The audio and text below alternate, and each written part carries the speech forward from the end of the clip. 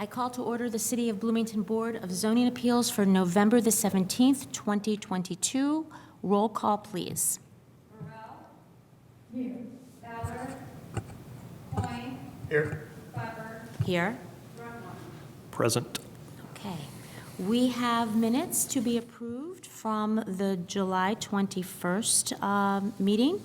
I will entertain a motion. I move to approve the minutes from July 21st, 2022. Is there a second? Okay, any discussion? No? Can we have a vote, please? Coyne? Yes. Morrell? Yes. Clapper? Yes. Drummond? Yes. Okay. Reports, resolutions, and communications. We have been notified that there is one change for our upcoming meeting date, which was listed as December the 22nd. That is incorrect. It's going to be December the 15th, which is the Thursday preceding the 22nd. Are there any other things of note? Thank you. Jackie Scanlon, Development Services Manager. We wanted to let you all know, some of you already know, Carmen Lillard, our esteemed office manager, hit 33 years this last week with the department. And she is also retiring as of next week. So this will be your last Board of Zoning Appeals meeting with Carmen. If you are a devoted Board of Zoning Appeals watcher, you know that Carmen is always here, taking minutes, reading names, helping us keep on track with our findings, and getting signatures at the end. Just a key part of the success of the department, not only for Board of Zoning Appeals, but across the board. So that is a huge loss for us. But we just wanted to let you know, and so she won't be here next month, and just to, obviously offer her congratulations and thanks. Of course. Oh, you will be so missed. Wow. I'd like to make a motion that we call this Carmen Day. Carmen BZA. Day. Can we get a resolution? I don't know if we have that. I'll second that. Definitely. By the authority vested in this all-powerful body. Okay. One change to, please note that Tim Ballard has joined the board. Thank you. So one change to our agenda this evening. The first case, V-46-22, will be continued after we have voted. But I'm going to go ahead and list the petitions to be continued and those that we will be hearing tonight. So those to be continued are AA-17-22, Joe Kemp Construction, LLC, and Blackwell Construction, Inc.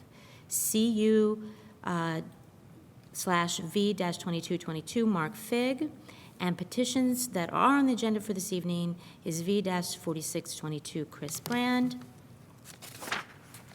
CU-4722, Daniel Medford, V-48-22, Caritas LLC, Adam Jackson, AA-49-22, Thomas Reitman, Gillette Contractors.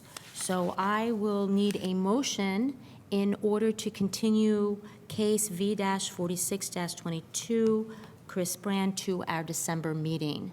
I move continuance of petition V-46-22 Chris Brand to the BZA meeting scheduled for December 15th, 2022. Okay, can I have a second? Second.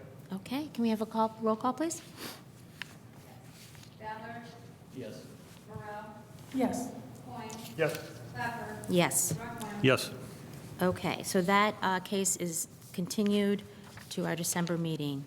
So we are now ready for a staff report for CU-47-22, Daniel Medford. Thank you.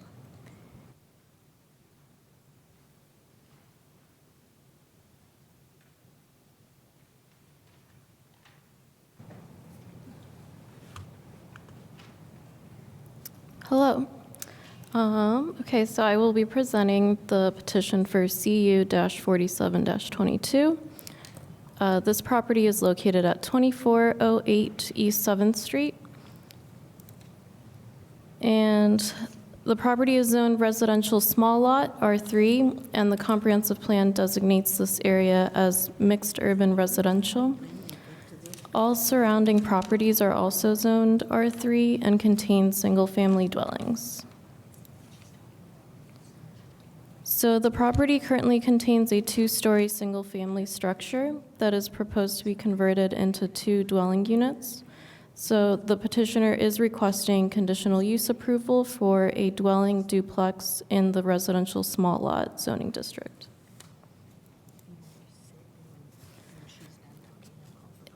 In the R3 zoning district, each unit created through renovation or expansion of existing structures shall have at least one exterior entrance facing a public street, public or private street.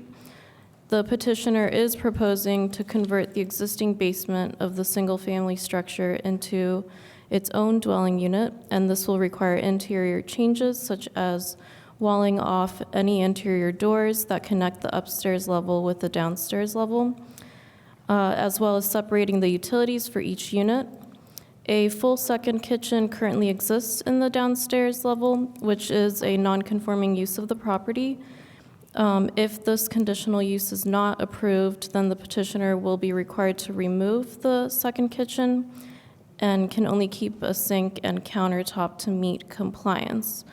But I believe the petitioner can provide some clarification as to why the kitchen currently exists. And my understanding is that it is not currently usable, and it has been boxed off to obtain a rental permit for the house. So we think this petition complies with the general compliance criteria and the additional criteria applicable to conditional uses.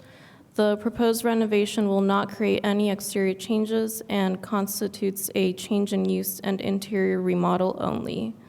The proposal is in line with the goals of the comprehensive plan.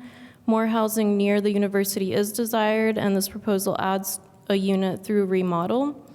Adding a dwelling unit should not put undue strain on surrounding public services or surrounding properties. The petitioner is required to hook each unit up to separate utility meters, and no issues have been identified with that. There are no natural or scenic features that will be impacted. No nuisance regarding noise, smoke, odors, vibrations, lighting, or hours of operation is found.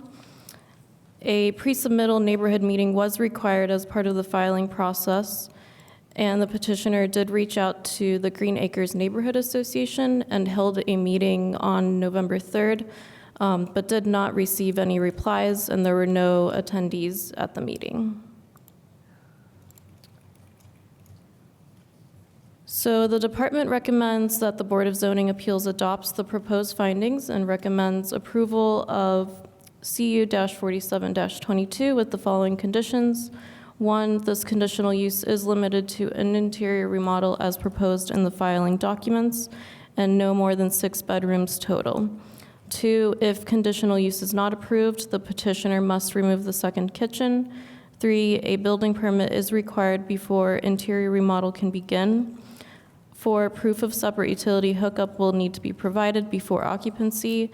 And 5, the petitioner must confirm that the existing outdoor lighting is in compliance before issuance of a building permit. Thanks. Okay, thank you. The petitioner, if you would like to step to the microphone. Can we adjust the microphone?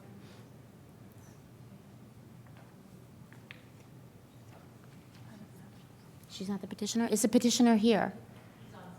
Okay, he's on Zoom. Okay. So, Hi, can you hear me? yes, yes. Can you please state your name? Sure. Yes, my name's Daniel Medford. Could you swear to tell the truth, the whole truth, and nothing but the truth? I do. Okay, Mr. Medford, you have up to 20 minutes to speak to your case. Okay, so yeah, I guess so. First off, I'll say this was our our primary residence from 2015 to 2017. My wife and child lived there while I was going to school at IU for my master's degree. I'm an active duty military officer, and the Army is now sending me back to IU to get my PhD. We've since moved on from Bloomington. We now live in Louisville, Kentucky. And while I'm studying there, I'd like to move back into the downstairs unit, and that's actually the reason why I've applied for this permit. So I'd like to rent out those 3 upstairs bedrooms, and then I would be staying down in the downstairs unit, while I'm studying at IU. The question that came up about the kitchen, there is a Dwyer vintage kitchenette in there. When we applied for the hand permit initially, when we left Bloomington in 2017, what we did is we actually built a countertop over the entire kitchen unit, so that it's basically just a boxed-in countertop now. There's a sink under there. We disconnected the oven and the range, and as well as the small refrigerator. So basically, to get that kitchen back in operating order, we just have to disassemble that box that's covering it with the countertop. And then we would most likely put a larger refrigerator in there as well. But as far as anything else to add to what Karina already said, I don't really have much to add, so I'm happy to address any questions or concerns that you might have about the proposal. Okay, thank you very much. So we are to the board for any questions of staff or petitioner. I just have a quick question I want to get clarified.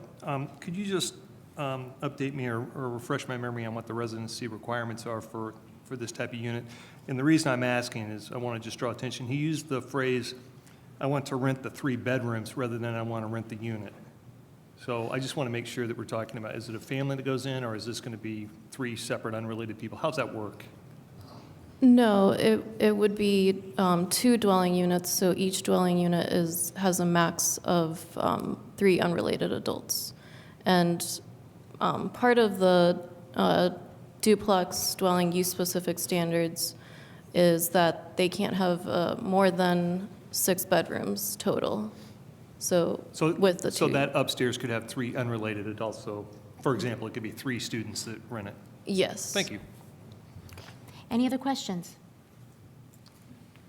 Nope. Okay, seeing none, we go to the public. Is there anybody here who would like to speak to this petition? Okay, if you could step up and pull down the microphone, please. Great.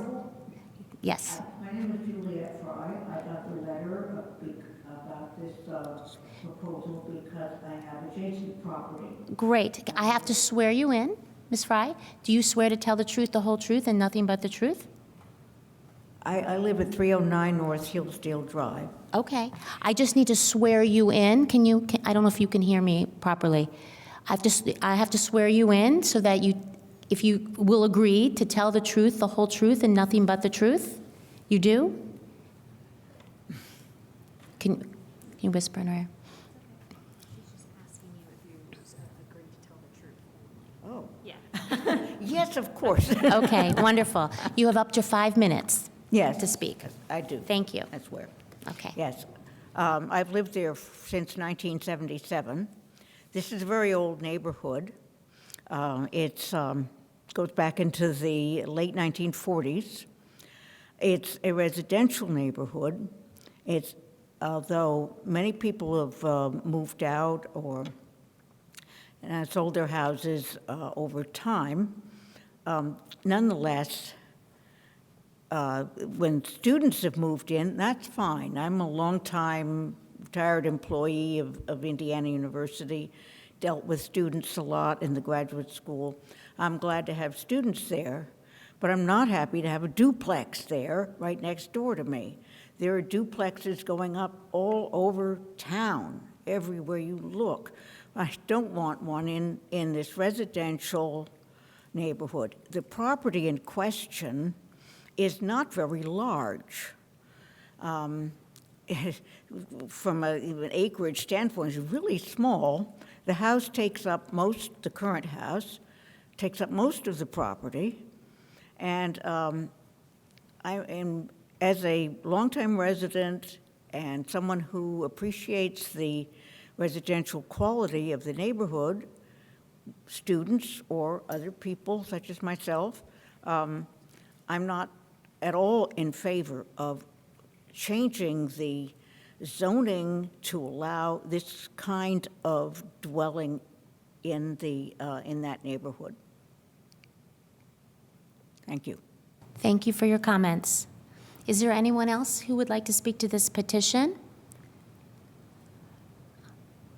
Maybe on Zoom?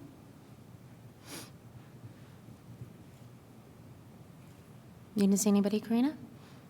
Okay, so, okay, so we are back to the board for action. I have a clarifying question. Sure. For the staff.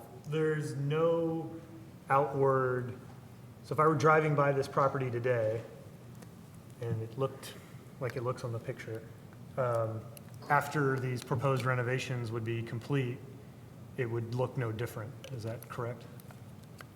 Yes, there's no exterior changes proposed for this. Yeah, thank you. I just have one question. I'm a little confused on the recommendations on item number 2. If conditional use is not approved, I'm confused as to why that language is in the recommendations. Oh, if the conditional use is not approved, the petitioner must remove the second kitchen because it's a non-conforming. Has it already been built? It's Sorry, I missed that. existing, yeah, it's Okay. existing. Thank you. It's not usable, it sounds like it's Okay. not usable, but it, Okay, I missed that part, and I apologize. That's why I wanted to check. Thank you. okay. Anything else? Then I'll entertain a motion. I'll go ahead and, I move approval of conditional use -47-22 with the following conditions. This conditional use is limited to the interior remodel as proposed in the filing documents and no more than 6 bedrooms total. Number 2, if conditional use is not approved, the petitioner must remove the second kitchen. 3, a building permit is required before interior remodel can begin. 4, proof of separate utility hookup will need to be provided before occupancy. And 5, the petitioner must confirm that existing outdoor lighting is in compliance before issuance of a building permit. Do I have a second? Okay. Vote, please. Coyne, Yes. Ballard, Yes. Burrell, Yes. Pepper, Yes. Throckmorton. Yes.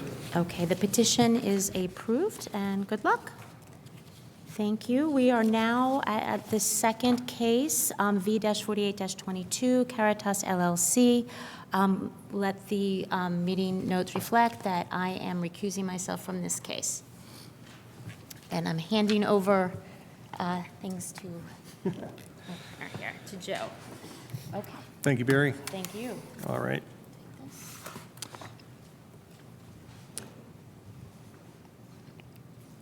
Okay, we can go ahead and begin with the staff report, please. Thank you. Next case is case V-48-22. This is a petition from Adam Jackson for property at 1420 West Kirkwood Avenue.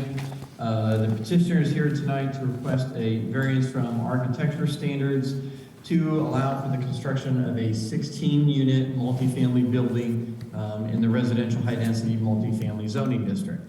So this might look familiar to the board, as this was heard at the last meeting of the Board of Zoning Appeals for a variance from side yard building setback requirements.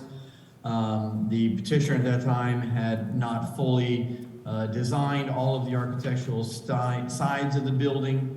During the course of that finalization, they realized that it was not possible, or they were encountering severe difficulties due to the narrow width of the lot, and realized that they needed to apply for a variance from the architectural standards. So briefly, the specific section of the code that they're requesting a variance from is in regards to the exterior facade of a building, that the Unified Development Ordinance requires the incorporation of 3 out of 4 elements along all 4 sides of the building. So I'll kind of go through some of those standards in just a minute. But as I mentioned, this is located at 1420 West Kirkwood. This is at the very west end of Kirkwood Avenue, at the northeast corner of Kirkwood and Hopewell. The property is zoned residential high density, and so they would be proposing to develop this in line with the uses for that district. There is a contractor's office to the east of this, a church to the south, mobile home park to the west, and then some multifamily residences to the north of this. The property has been developed with a residence and a garage on it currently. These would all be removed to allow for the new construction on this site of the building.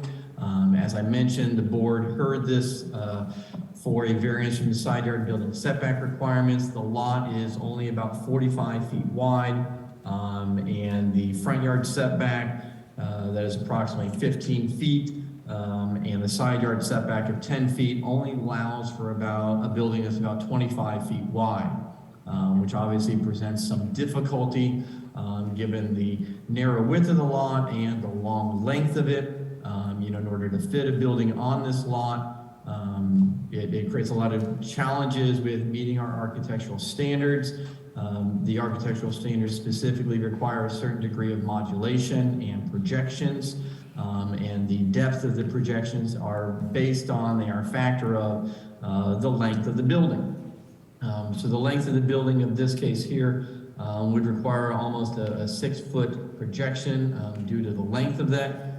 And so that creates some difficulty as they have worked through trying to design this building. So the zoning code requires, as I mentioned, 3 out of 4 elements along all 4 sides. That includes a change in building height of at least 5 feet, ground floor windows comprising at least 50%, awnings or canopies, and then projections that are 3% of the length of the building. So as I mentioned, the length of the building would require projections of almost 6 feet here. So when you factor in those projections, or actually almost 7 feet, when you factor in those projections, it shrinks down the interior envelope even further, really creating almost an impossibility of designing a building here that includes those projections and still allows for a usable area. So the petitioner has designed a building that incorporates all of those elements. They do have a change in building height, as you can kind of see moving along here. This is an elevation looking at the southwest corner.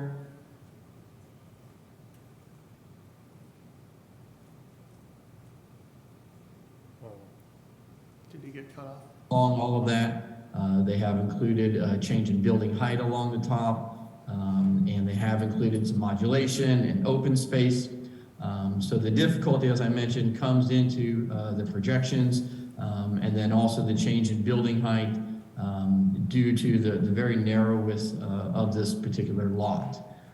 So they have included all of the elements, however, as I mentioned, there is extreme difficulty with meeting the exact standards due to the shape of the lot and the building that is being placed on here as a result of the building setbacks. So we have evaluated this for the various criteria, the 3 findings that are required in regards to the approval will not be injurious to the public health, safety, morals, or general welfare. We do not expect any negative impacts as a result of a reduced series of projections or a reduction in the change in building height that is required. Likewise, we do not find any adverse impacts on the use of value adjacent to the area. The building that is being proposed here, the use on the site is a permitted use. This is not a variance from any building code requirements or variance from any fire code requirements. This is simply to allow for a reduction in the projections that are required here in order to allow for the building and the site to be developed in a manner that is consistent with the zoning code as well as adjacent uses as well. As I mentioned at the beginning of the report, the narrow width of the lot creates substantial difficulties in designing a building on the site that matches the zoning code and the uses that are allowed here. The additional setbacks further reduces the amount of buildable area to only a 25-foot wide building, and then the 7 feet or so that is required for the projections, reduces that overall building width to less than 20 feet, about 18 feet wide. Which is really not even a functional building for a multifamily use in any manner. So it is very difficult to develop the property for the manner in which it's zoned without a granting of the variances that I've outlined in the staff's report. And so with that, we are recommending that the board adopt the proposed findings and approve this variance with the 2 conditions that are listed in staff's report, and I'm happy to answer any questions. Thank you. At this time, is the petitioner or a representative of the petitioner present who would like to speak? And as you come to the podium, I'll have you state your name and then wait for me to swear you in. Sure. State your name. Hi, Jane York with Spring Point Architects. Do you swear to tell the truth, the whole truth, and nothing but the truth? I do. Okay, you have 20 minutes of time, and anything that's not used in this portion can be reserved for comments later. Okay, I also just want to say that the owners, Adam Jackson and Chris Gutierrez of Caritas, Indiana, are on the Zoom as well and available to answer questions if needed. Okay, and if they do participate in this portion, that's part of the 20 minutes. Okay. Just want to thank Eric for his presentation and his assistance with this variance. And just short and sweet, just want to say the variance request results from practical difficulties related to the narrow width of the lot. The petitioner's statement outlined those difficulties point by point, but if you have any questions, happy to answer those. Thank you. And then you said we had 2 other people on the line? They are on the line. I'm not sure they want to or have anything to say Okay. initially. The reason I ask is I'd go ahead and swear them in now in case we have questions. Oh, sure, So what I'll sure. do is I'll have both state their name if they're online. Hello, my name is Christopher Gutierrez. That's one. Adam Jackson can make it right now. He's on the screen, so he's trying to get online. See, on another. Well, I didn't quite make that out. yeah, that was them, but it's so, Well, I'll tell you what, I was going to make it easy, but we'll go ahead and move on, and if they do want to speak, Okay. I'll swear them in at that point. At this point, we'll reserve the remainder of your time. Questions from the board or staff questions from the board for the staff or the petitioner, please. Yeah, Eric Coyne here. Could you please pull up the slide you had that showed the 3 of 4 elements?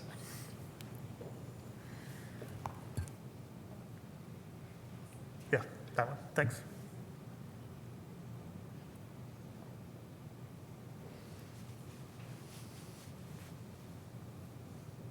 Okay, thanks. Any other questions or comments from the board at this point? Seeing none, is there anyone from the public who would like to address this question? If so, come forward. I'll have you state your name, let me swear you in, and then we'll have comments. John Zodi. Do you swear to tell the truth, the whole truth, and nothing but the truth? I do. You have up to 5 minutes. Thank you, Mr. Vice President. Members of the board, my name is John Zodi. I'm Director of Housing and Neighborhood Development here at the city. To sort of dovetail off of the planning staff's recommendation for adopting the variance, just want to say from the housing side of things, every housing project in Bloomington is different, and certainly when it is proposed to be an affordable housing project, we want to make sure that we are working with the petitioner and the rest of our colleagues at the city, which we certainly have on this, and just want to offer our support for 16 new units of affordable housing, if everything goes as recommended. And so we worked with Mr. Jackson and Mr. Gutierrez, and so just want to offer a word of support for the expansion of affordable housing in Bloomington. So I'll leave it at that, and thank you for your time. Thank you. Is there anyone else who would like to speak?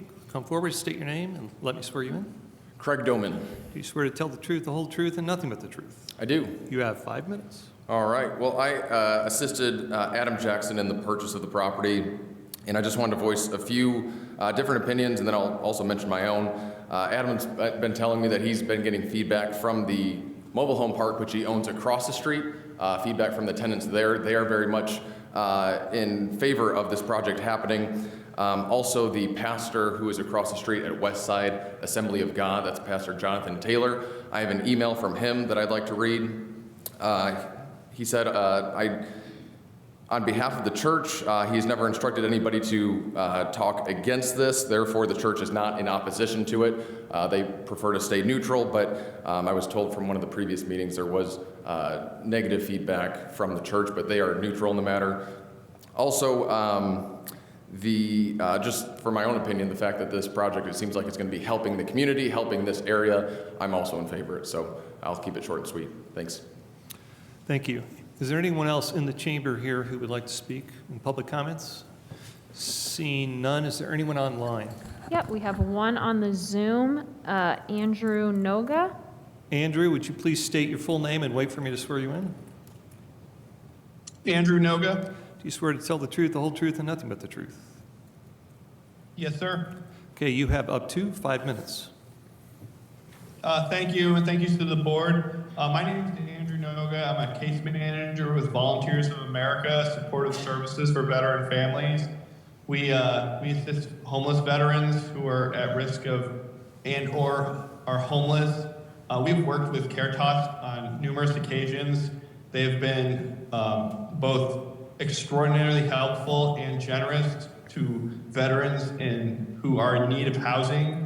While I can't speak to the layout and/or the property itself, I can speak to the company being fantastic when it comes to housing our veterans and those who have served in the U.S. military. So we would like to state that having additional housing for individuals who are suffering from homelessness or at risk of homelessness, especially in the Bloomington area, would be extremely beneficial. Bloomington is a very interesting housing market, to say the least. So any amount of housing to help those individuals, specifically veterans, would be fantastic. And I thank you guys for your time. I will yield the rest of my time. Thank you. Is there anyone else online who'd like to? It looks like Mr. Gutierrez has his hand up, but he is a petitioner, so I don't. We're going to come to him next, so we'll wait on that. Anyone else? No other hands or messages. Okay, and then anyone else in the chambers? Okay, so at this point, it goes back to the petitioner for additional time. I believe you have 18 minutes. Now, if he wants to speak, I'll go ahead and swear him in. Would you please state your first and last name?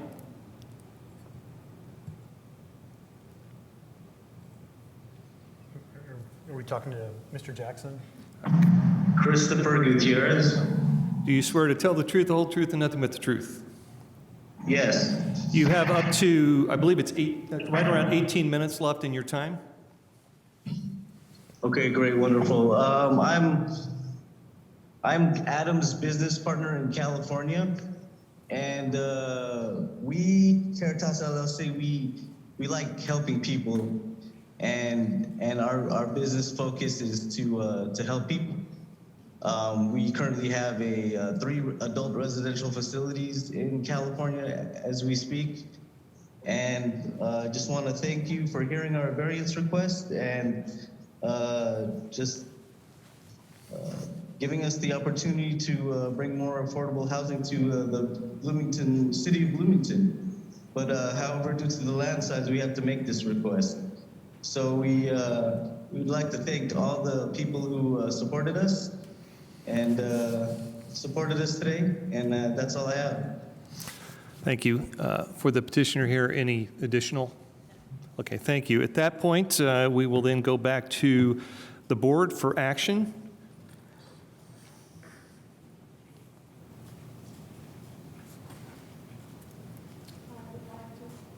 Oh, there you go. I'd like to make a motion to adopt the proposed findings and approve V-48-22 with the following condition. Site plan approval is required prior to issuance of a grading permit. This approval is for the submitted site plan and elevations only. Thank you. Do I have a second? Any further discussion from the board? Seeing none, the motion's called. Please call the roll, please. Coyne. Yes. Ballard. Yes. Drummond. Yes. Ruff. Yes. And the motion passes. Thank you. At this point, we'll invite the president of the board back in for the final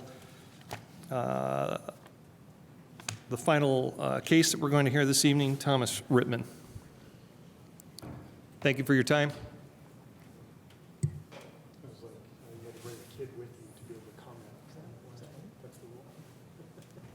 seemed a little odd, didn't it? I thought maybe they were going to speak, so.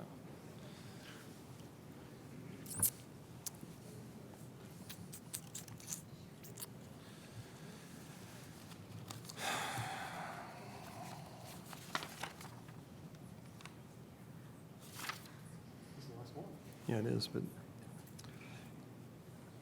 she must have thought she had more time.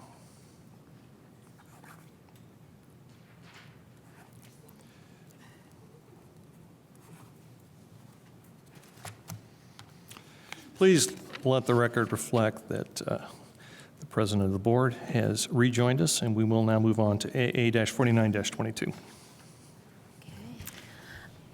Good evening, Elizabeth Carter, the Senior Zoning Compliance Planner for the Planning and Transportation Department.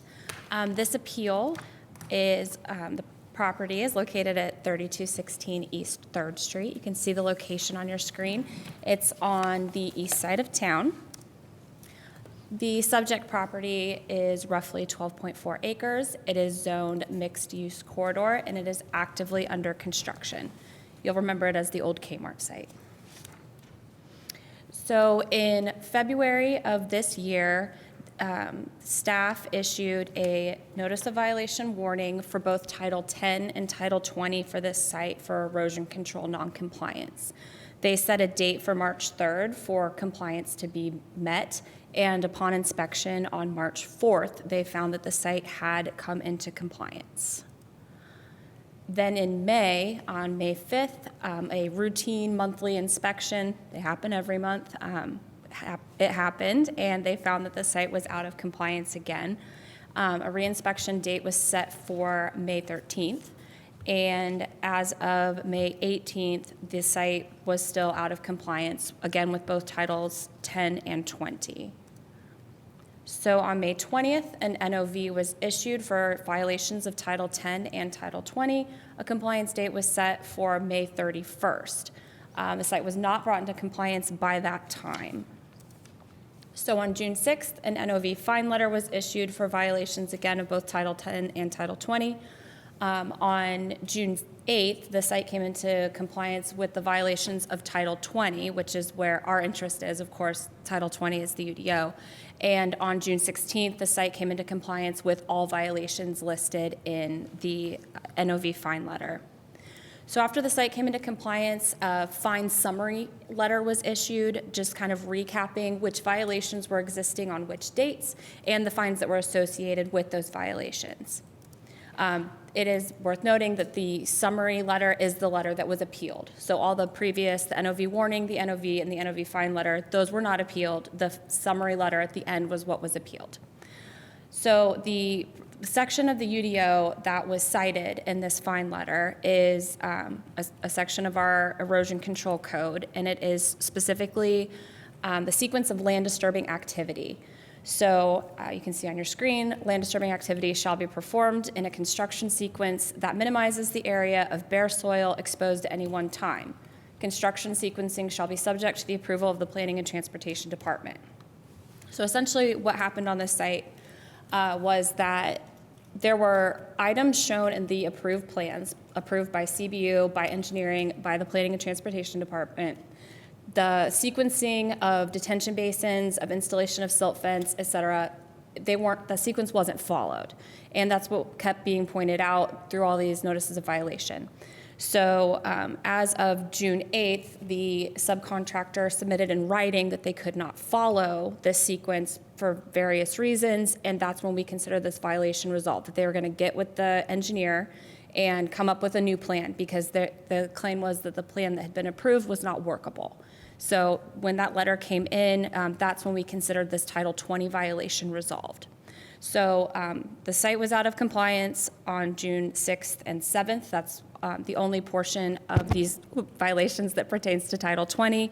And as a result of that, as you can see here, polluted water was leaving the site. This is a storm inlet.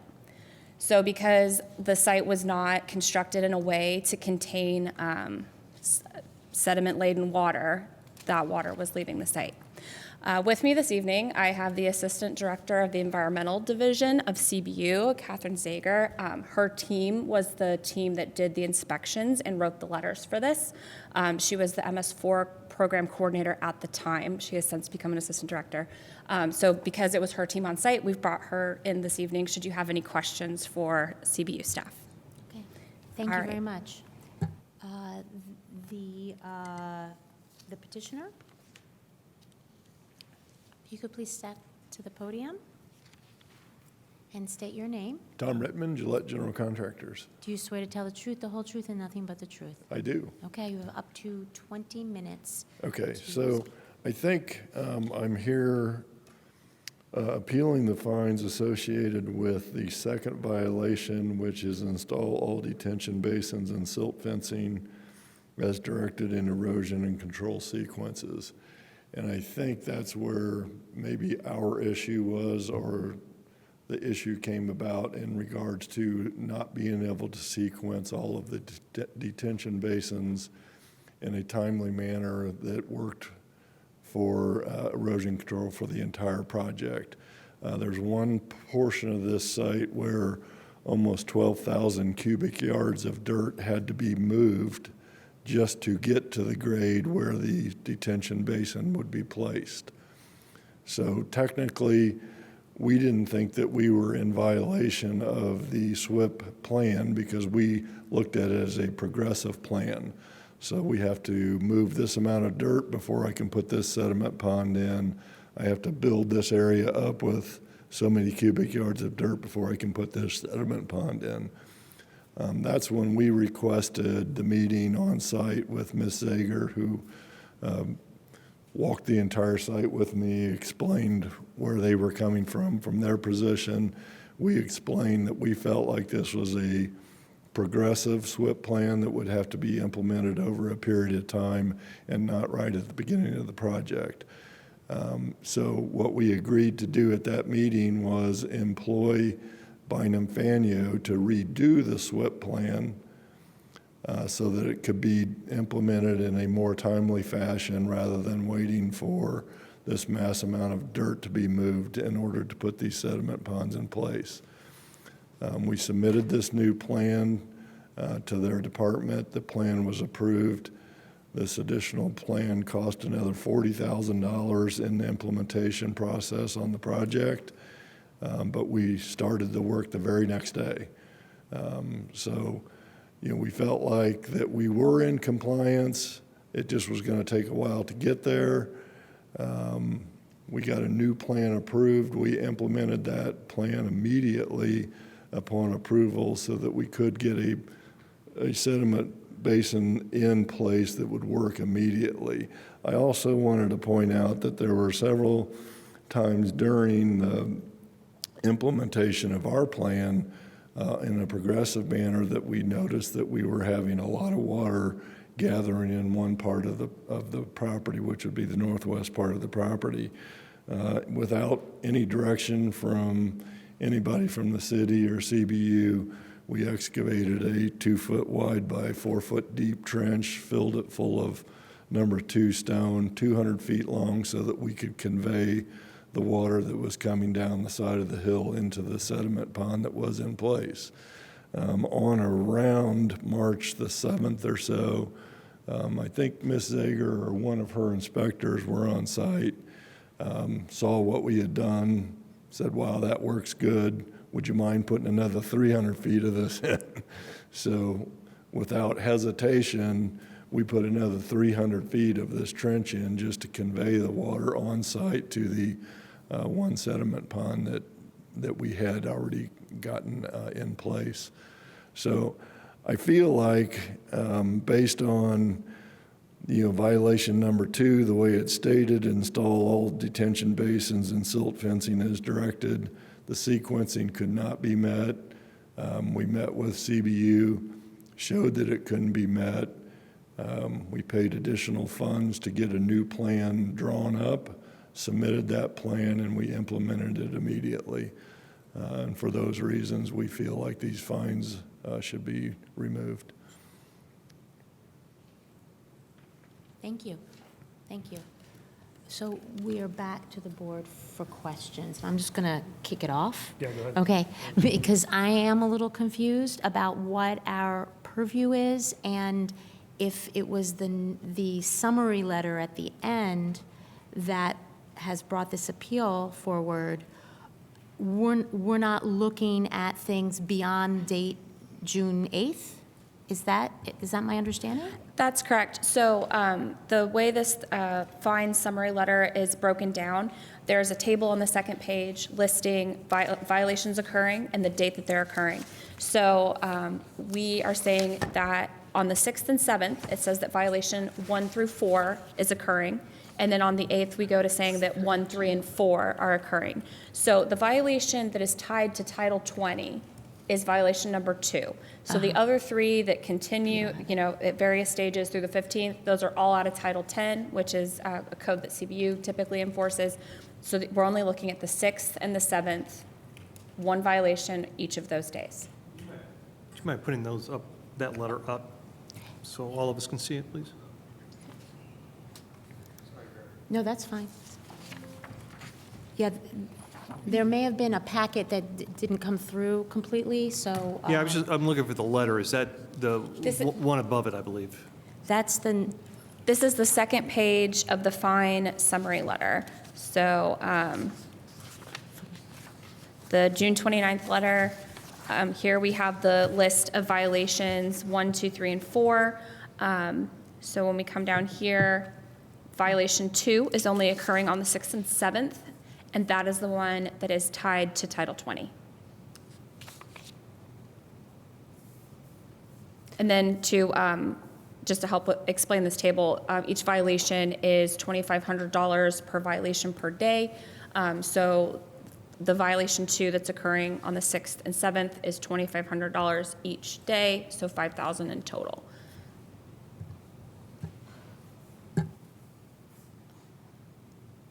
So,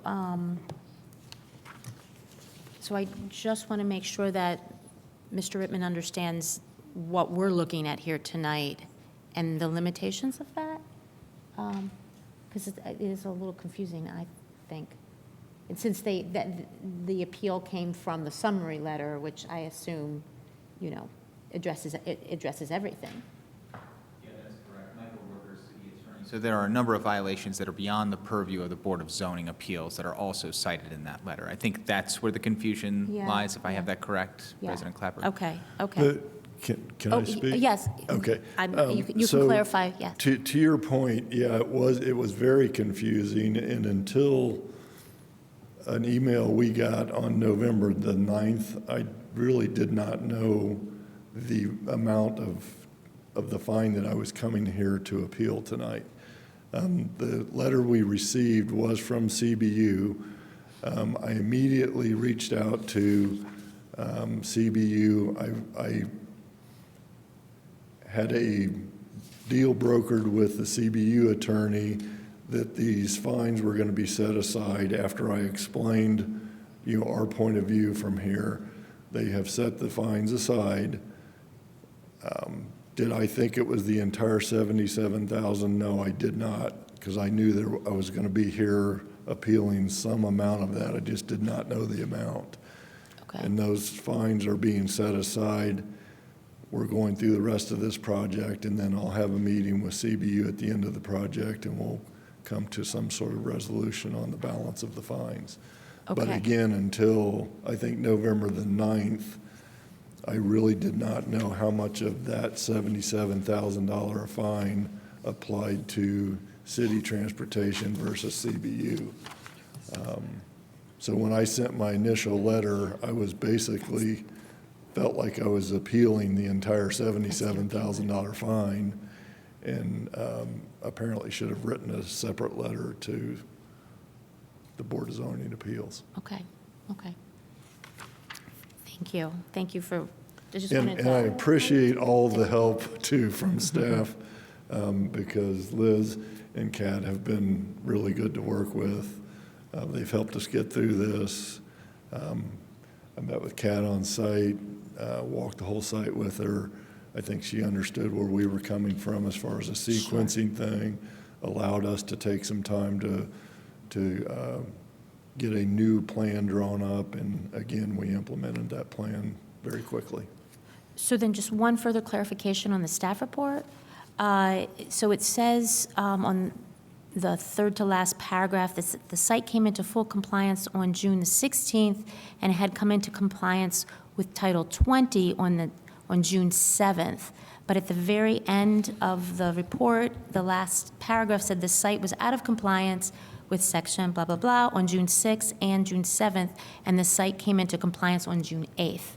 I So just is there made a typo. I made a Okay. typo. Yeah, they came Okay. into compliance with Title 20 on the 8th when a letter was sent to CBU by the subcontractor saying, we cannot do the sequence as shown on the plans. We're getting with the engineering firm to get new plans drawn up. Okay.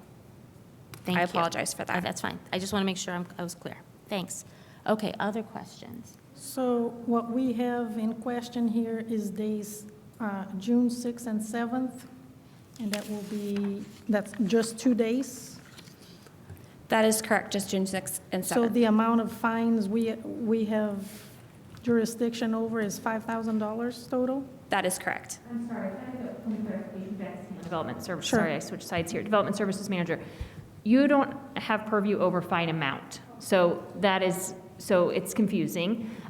Your purview is, he can ask you to talk about that, but that's not something that you have purview over. And then there are other recourses for them beyond the Board of Zoning Appeals related to the amount of the fine. And Mr. Rooker can correct me if I'm wrong, but your purview is going to be whether or not the notice of violation in the summary letter was accurate. Were they in violation of those items on those 2 days? Have we shown that they actually were in violation? And if we have, then you uphold the NOV. Is that correct? Am I explaining that properly? Yeah, that's correct. I think we've had this discussion, I think, a number of times with this body when it comes to administrative appeals. The role of the Board of Zoning Appeals is to determine whether or not the record presented by staff reflects the fact that there was a violation of Title 20. Subsequent to this, there can be an appeal to the Monroe County Circuit Court, negotiations about the fine amount, whether or not it's appropriate or excessive. Those arguments can be raised in front of a judge after this body has determined whether or not there was, in fact, a violation. Yeah, I wasn't concerned with the amount because I know it's not our purview to change or do anything. I just wanted to understand what we are talking about. It's not the total 500. We're talking about $5,000 regarding those 2 days. That's correct for the Board of Zoning Appeals. I do believe that the petitioner in this case has requested an appeal to the Utility Service Board. I think it's been preserved as well. I could not speak to that with certainty, but that would cover the remainder of the violations that aren't under Title 20. I have a quick, all right, I don't know how quick it'll be. I have a question. I guess I'm having trouble understanding how a phone call from the subcontractor saying, hey, we can't comply with the plan, absolves you from not being in violation anymore of the plan. Like, if they had called in March and said, hey, we're not gonna be able to do this, we'd be like, oh, great, you're not in violation. That's where I'm struggling. Thanks.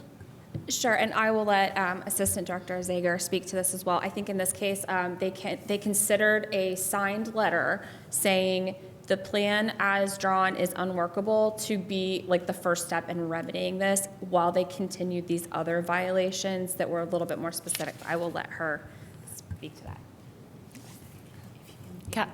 Catherine Zager, Assistant Director of Environmental Programs at CBU. So we really try to work with contractors when the plan isn't matching what's in reality, and that happens from time to time. The case here was that, they were working progressively, as Mr. Rittman had stated, and that as they were working, these sediment basins were required in different areas. They had already established a sediment basin, somewhat. They were establishing a sediment basin for the portion of the site that was being worked. We had talked about how the other sediment basins might not be needed yet because there was still asphalt, but the sediment basin that was existing was not always well established when we had that inspection. It wasn't very well established, and so, we talked with them, like, why is this still a problem? Why is this, because it kept coming up, so it's like, why is this still a problem? So we talked with them, and they're like, they can't do it this way. And I was like, okay, well, we'll work with you. Show us that you can't do it. Show us a plan on how you're going to fix it, how you're going to still handle the sediment. And so that was what we came up with, because we don't want to continue, fining people for the sake of it. We want to find a solution and bring them into compliance. So help me understand the sediment basin issue. So is this the 200-foot trench that, French drain or whatever that was built, or are we talking about something totally different? This is different than the trench that was built. So what is a sediment basin then that we're? Yeah. What's that issue? Thanks. So sediment basins are a pretty common sediment control device that helps on larger sites to catch sediment and stormwater when you have large stormwater events. They can help prevent not only the sediment from leaving the site, but also in some cases flooding coming from the site, sediment-laden flooding. And so the absence of these can lead to pretty detrimental issues outside of the site. So does that answer your question? Are they Sorry. like big holes? Yeah, so they're maybe a little more complicated than a big hole, but essentially, Okay. yeah. Like a drain, so, like a big drain ditch. so that's an example of the one sediment basin that was having trouble getting established on site. Yeah. Go back to the staff. So Yeah. when we were talking about the purview, about the purview of the board, so the question before us then is, does the petitioner refute the accuracy of the June 29th, 2022 letter? Is that what you're telling us? Did I hear that wrong? I would suggest that the board might take into account as evidence when deciding whether or not the record is clear on this, whether or not it is in fact disputed, whether or not there was a violation. I think that's your question. You could ask the petitioner if they dispute whether or not there is a violation, if that's a question you have, or if they're simply disputing the fine amount. I think that's essentially the question that I'm asking because of the violations that are outlined. So, but we're trying to restrict ourselves to that kind of question. Is what you're suggesting? That's correct. That's the scope of the board's authority here. All right, well, then I'll go to the petitioner and ask the question of, what do you specifically refute in the accuracy of the violations? Were you or were you not in violation on those? The violation states install all detention basins and silt fencing as directed in erosion control sequence. I did not have all of the silt basins in place. They couldn't be. It's impossible for them to be at the time of this inspection. We don't think we were in violation because we looked at the SWIP plan that was approved when we started this project as a progressive SWIP plan. So I'm going to get this silt basin in. I'm going to start moving dirt up here by where the parking garage goes, 12,000 cubic yards of dirt. I got to get out of there so that I can put this other detention pond in. And then I'm going to move over to the other part of the site, start doing dirt work over there, get to grades where I can put the pond in. So if you read number 2 here, on the date that these fines occurred, did I have all of the detention basins in place? No, I did not. But it would be impossible to. Therefore, we met with CBU, said this can't be done. I can't get them all in at one time.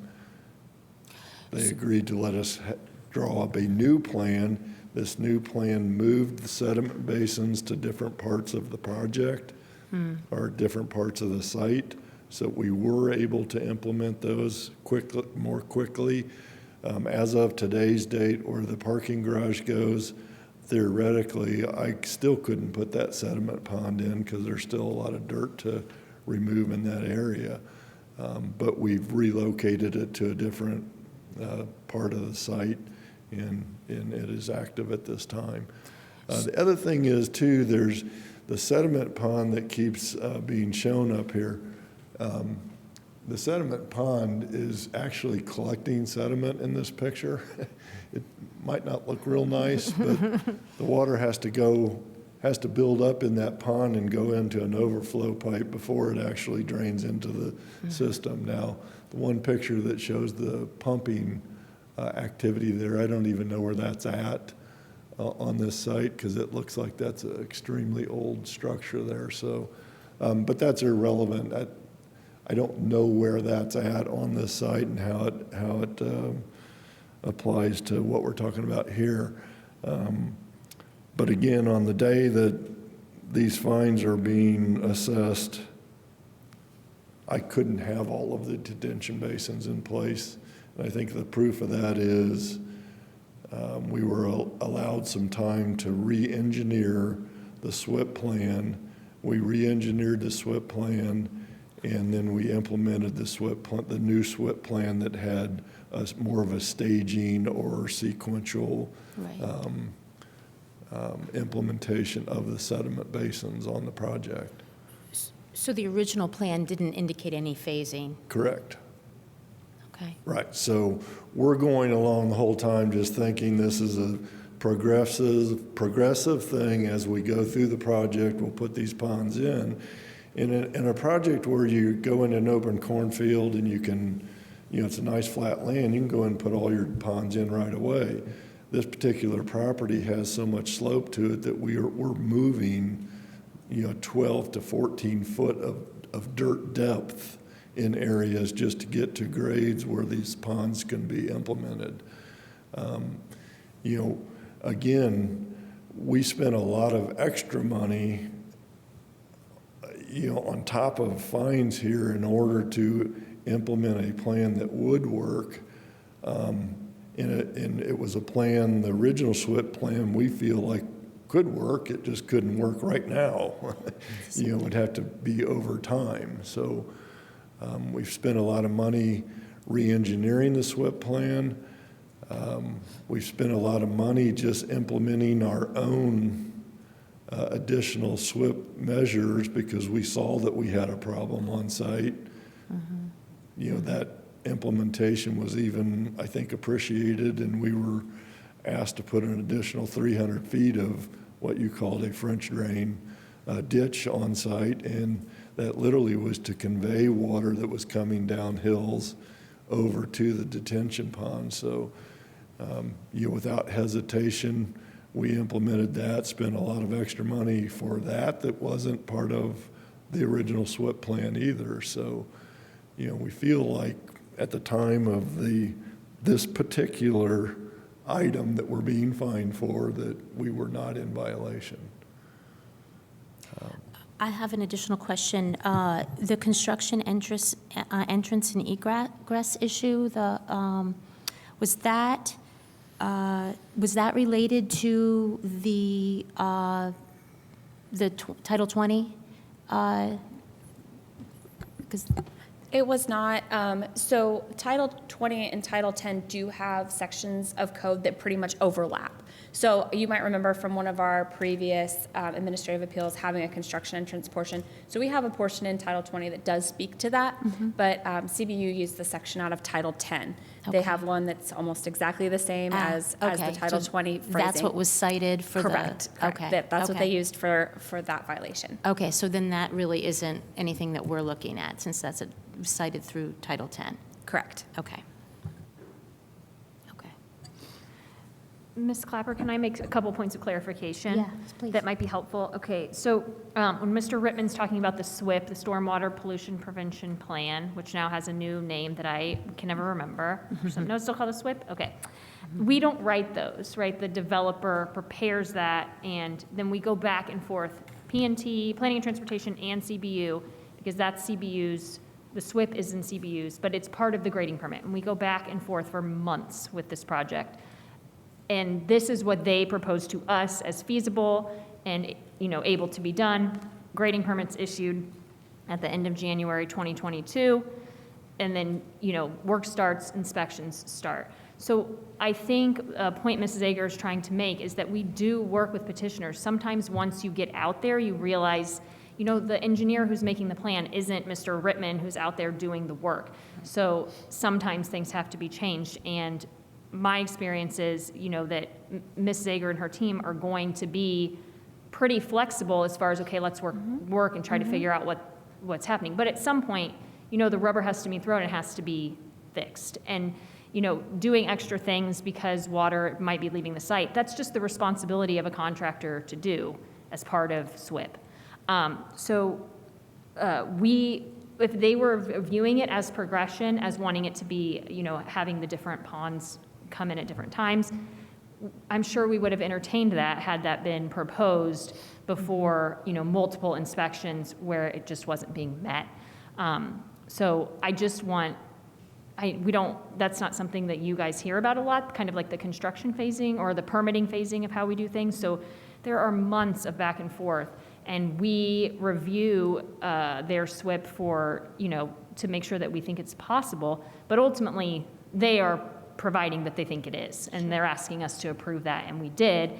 So then to say, oh, this wasn't possible, so we couldn't do it, it's kind of, I know that they're different entities, but as far as we're concerned, they're one.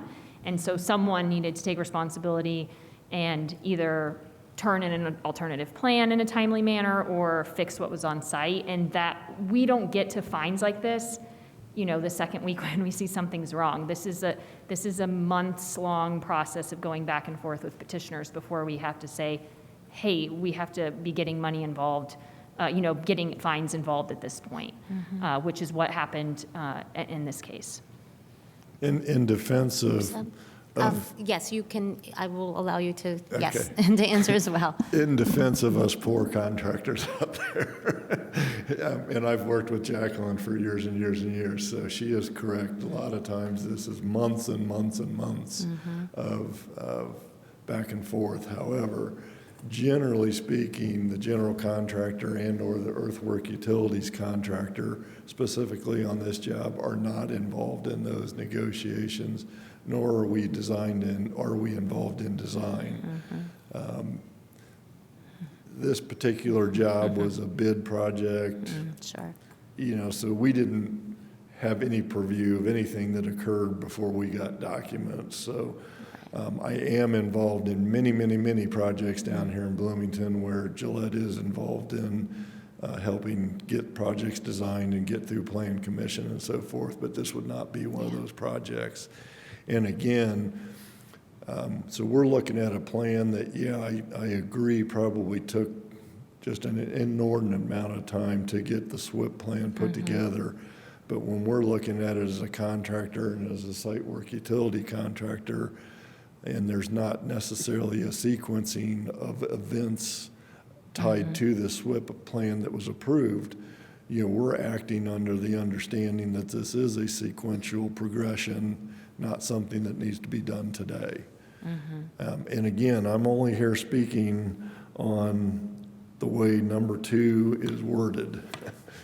And that's how it's worded. There was even a statement in here that we were refused to do something, and I'm embarrassed that anyone would think I would refuse to do anything, because I always want to work with CBU and the city and planning and everybody to have a successful project here in Bloomington. Thanks. So I guess, Yes. just to further clarify this for me, the question before us is like whether on June 6th and 7th that silt pond was not in compliance. Is that, to simplify things, basically, and then if that is a true statement, then can you just explain to me on that photo, like what's wrong with, like what am I missing? I think the hard thing here is that, so what the fine is for ponds that hadn't been built. It's kind of hard to show a pond that isn't there. So like I can show the one that is there, and I think we would say that it might have some issues. It's not vegetated, you know, stuff like that. But I can't show you picture. Like I could pull pictures if they took them, I guess, of like bare patches of ground with no pond. But since they hadn't built the infrastructure shown in that was approved with the plans, it's hard to be like, there should be a pond here, but there isn't. You know what I mean? So the violation is the lack of ponds. Right, so it's the lack of sediment basins, which is hard to show. So like this is the one that was there, but I don't have pictures of the ones that are not there. Okay, so so the violation's lack of ponds. And then petitioner, Tom, you're saying, yeah, there were no ponds. So the city said you're supposed to have ponds. You're saying we didn't have ponds, but it would have been impossible to have ponds. And so at some point, someone came along and said, hey, we all agree it's impossible to have ponds, and now we're no longer in violation. But up until that point, you should have had ponds, but it was impossible to have ponds. But we didn't think that we should have ponds. We had the one pond established where we were working on the building pad on the northwest corner of the property, which is the one that's shown here. And then we're gonna move on to another piece of the property. Build another pond. Okay. So got it. So I guess, and that's why I said if you just read number 2, I feel like I was not in violation just the way it's worded. so I guess my question is, when staff first went out in February, Yeah. and said, hey, where's the holes in the ground? That, I guess I'm wondering what happened between February and June that no one said, hey, we're not going to be able to put holes in the ground. Or, sorry, silt. Yeah, I silt can speak ponds. to that. So if it was as simple as a subcontractor calling and saying, yeah, oh, we have a new plan, okay, no more violation, then why didn't that occur? Like, what happened between February and June that made it so this, And are you asking staff or are you yeah, asking? petitioner? staff. And then I'll probably address it to petitioner. Thank you. Yeah, I can speak to that. So between February and June, I think a substantial amount of grading had happened. Earlier in February, there was less grading. The need was less severe. Additionally, the pond that was displayed before was also not in compliance, so it wasn't completely built. We were noticing that there were issues with it being ran over. It would be established, and then it would be ran over. The stabilization of the banks was a persistent issue with the one that was established that was in the area that was being graded earlier, and then more mass grading happened, and the need for the additional ponds was greater. So to petitioner then, my question would be, staff issued a warning on February 23rd outlining these non-compliant items. Why did it take 4 months to say, oh, it's impossible? I'm not positive what the February 23rd violation. Or March 2nd, maybe? Because on February, we didn't even Silt fence. get our initial silt fence inspection before we could even start work didn't occur until February 11th. So we were not granted permission to even remove any asphalt until February the 8th. And then we had our initial silt fence inspection on February the 11th, which allowed us to start grading. So we started grading on February the 15th, and that's about the time we started constructing the sediment pond on the northwest corner. February 24th rolls around. Within 6-7 days of us starting there, that's when we noticed the water. That's when we put in this mass amount of rock and trench. Because we've just started work. We haven't had a chance to establish anything. And that occurred on February 24th. On March the 7th is when we had another inspection, and we were asked to put in this additional 300 foot of trench. So we're kind of working with everybody, thinking we're doing the right thing. Now, when we got our fines and our notice in May, we probably should have at that time said, hey, there's a misunderstanding here. We can't make this work. I mean, there's even one photograph on one of the fines where sediment basin 1 at the northwest corner of the property had been established, and we had actually matting on it, but now we're starting to put permanent storm in place.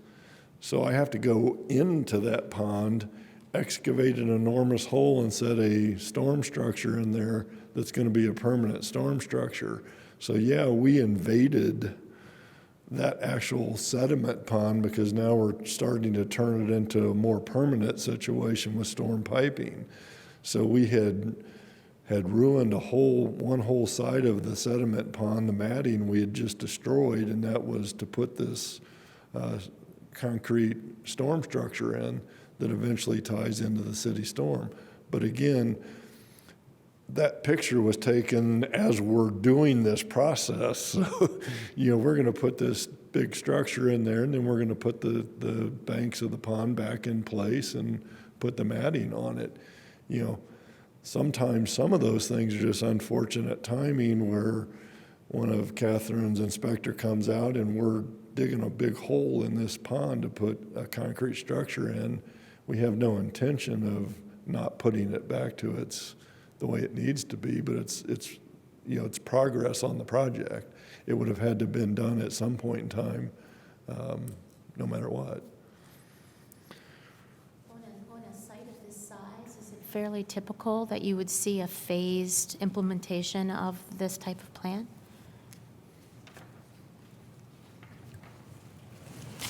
I don't know if that would be typical per se. I have seen phased plans as far as like phasing the grading. But to speak to the sequence, there is an erosion control sequence which does lay out the order in which you should put in the sediment basins compared to the mass grading. Mm-hmm. And following that sequence, if there were issues with that, then I think maybe speaking of, yeah. So typically what we expect to see on most sites, in fact, I think the grading permit does state this, that all erosion controls should be installed, and then you should call, in some cases, Catherine's team, in some cases, my team, depending on the site. All erosion control measures should be installed, and then you should call for an inspection. I think on most sites, there are large sites that all the sediment basins go in all at once. I'm thinking of like Atlas on 17th. I believe all of theirs were dug before mass grading started. I think it's a site-by-site basis. Kind of thing. I will also mention that when we release grading permits, when the contractor, the developer, everyone is there, we do say, and we put a lot of emphasis on this, we understand that your plans are going to change as you get into the site. The conditions will not be what you expected. A subcontractor will say this isn't possible. Please submit plans to us for review as soon as possible so that we don't run into problems later on. So I just wanted to make mention of that. Okay, thanks. And we did have that inspection. Excuse me, I have to ask you, at this point, it's not a public comment, so you have to have a directed question in order to speak. Okay. But if you'd like to address what I just asked, you can. Okay, no, I'm No? good. Okay. Anything else, folks? Okay. Are we ready? Joe, any further questions? No, we have public comment yet? Oh, no, I have no further questions. No, now we have to go to public comment. Oh, okay, no, I have no, sorry, I thought you were Okay. asking me something else. Okay. You're good. Okay. Thank you. So if there are no further questions at this time from the board, then we will go to public comment. Is there anybody here who would like to speak to this petition? Is there anybody on Zoom? There is nobody on Zoom with their hand raised, and I didn't get any messages. Okay. Okay. So then we are back to the petitioner for any additional comments you'd like to make. Mr. Reitman, you were, welcome to step to the podium, and I don't know how much time there is remaining. 15:45. I really don't have much Okay. to say. I think I've said enough, but I do once again, I want to thank Catherine and Liz because they both have been very good to work with through this process. It's not often that you can call someone at a municipality office and say, can you meet me on site and show me what I'm doing wrong? And that occurred. Again, I appreciate the workability here, and we determined that we did have a problem, we fixed the problem, and moving forward. Thank you. Okay, so then we're back to the board for any further questions, and then a motion.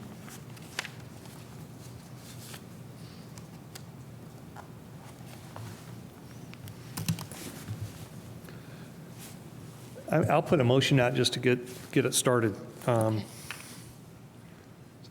So I'm going to move approval of the administrative appeal AA-49-22. I don't think there's any further conditions on that. Okay. And that was a, That was a motion to approve the administrative appeal from the petitioner. okay. Approve the, to grant the To grant administrative the appeal. Okay, so we need a second.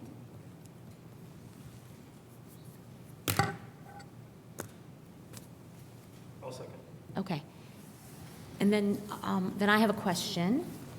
Are there findings that are required, or is there any sort of documentation?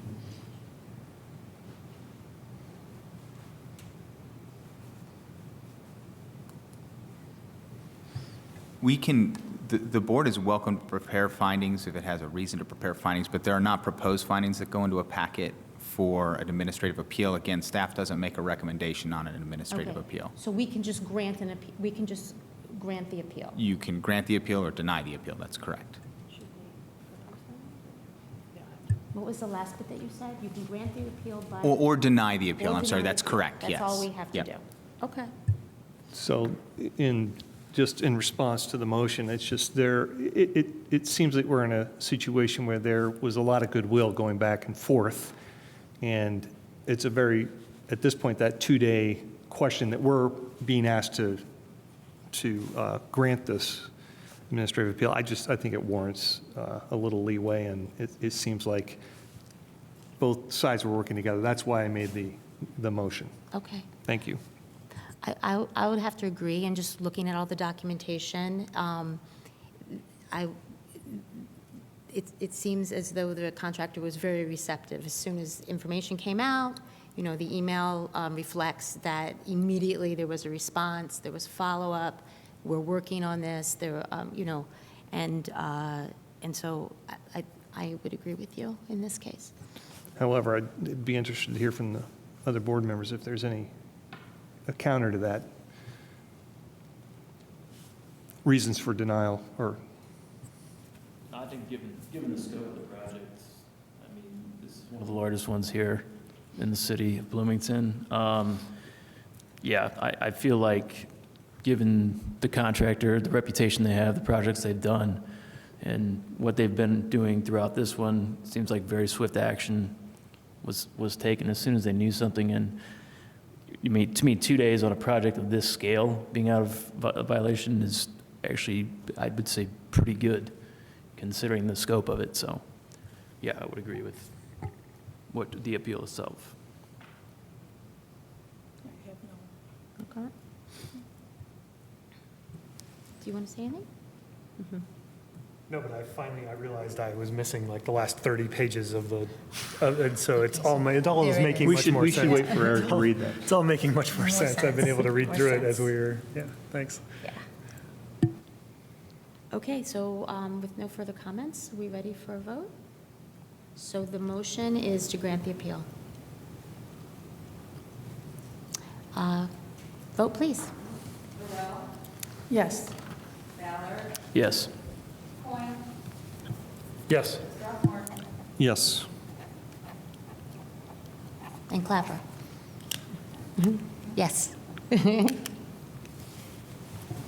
Okay, the appeal is granted. Good luck, the rest of the project.